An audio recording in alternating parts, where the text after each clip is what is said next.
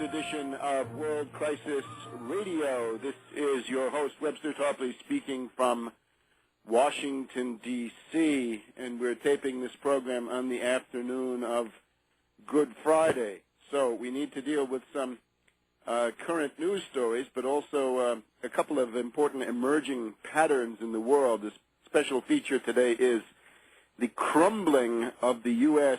strategic position worldwide, illustrated by an overview of about certainly a dozen or more countries and specific situations.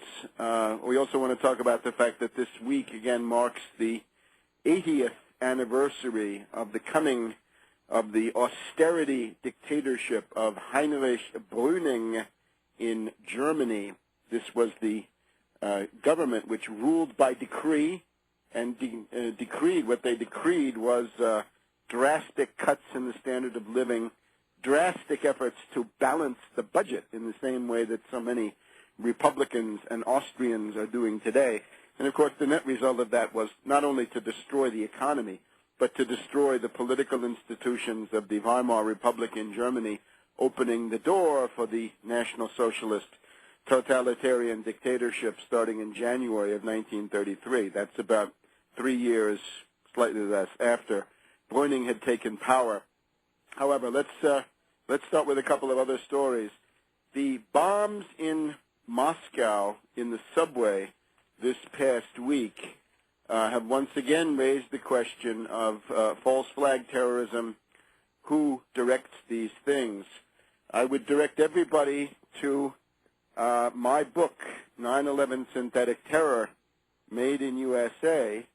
Take a look at the sections towards the back of the book which deal with Chechen terrorism and the terrorism generally of the North Caucasus and Caucasus as projects of Anglo-American intelligence going back really 150 years. And these are the groups that are now involved. This is Doku Umarov and his gang of Black Widow terrorists who are associated with the principal Chechen terror organization.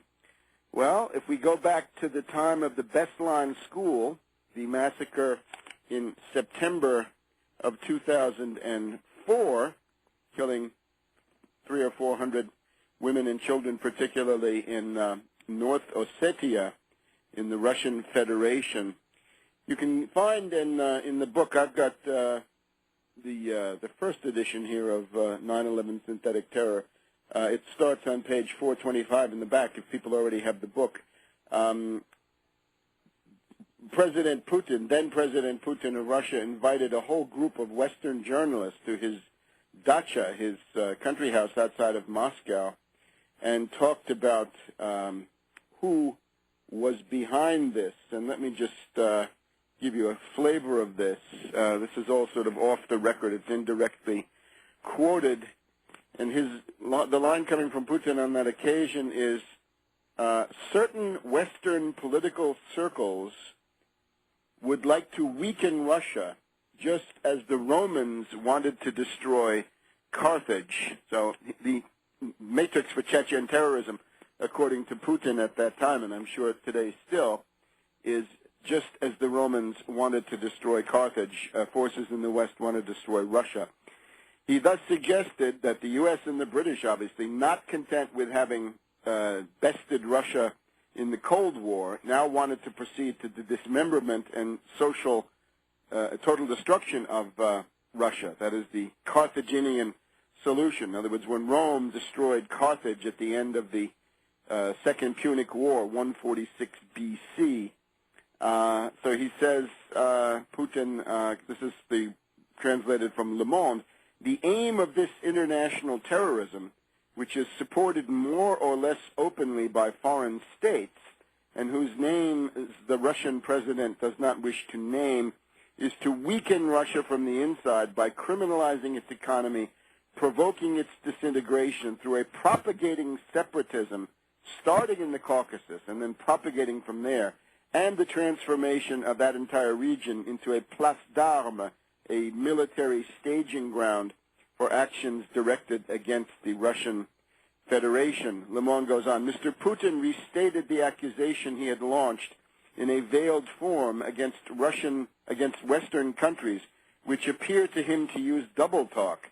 On the one hand, they assure Russia of their solidarity in the fight against terrorism, and at the same time, their intelligence services and the military, who have not given up their Cold War prejudices, maintain contacts with the international terrorists, and the Western press call them rebels.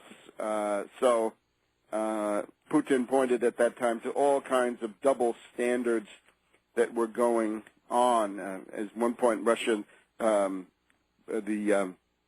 London Guardian quotes Putin saying, "Why don't you meet with Osama bin Laden, invite him to Brussels or the White House and engage him in talks, ask him what he wants, and then give it to him so he can leave you in peace?"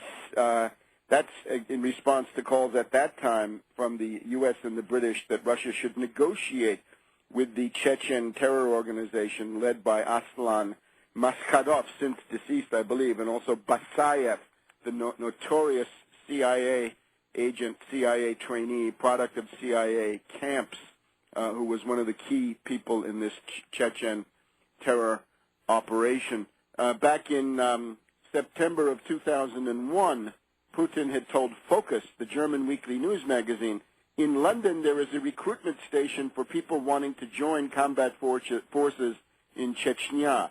Today, not officially but effectively out in the open, they are talking there about recruiting volunteers to go to Afghanistan. And at this point, in early September 7, 2004, RIA Novosti reported that the Russian Foreign Ministry had demanded that certain leading Chechen officials, representatives of this terror organization, be extradited from London and Washington to stand trial in Russia. And they talk about Ahmad Zakayev, special representative of the Chechen terror organization in London, and, of course, as we've talked about on this program in particular, Ilyas Akhmadov, A-K-H-M-A-D-O-V, Ilyas Akhmadov, the de facto ambassador of the Chechen Republic of Ichkeria, the terrorist version, who is here in Washington. And you've been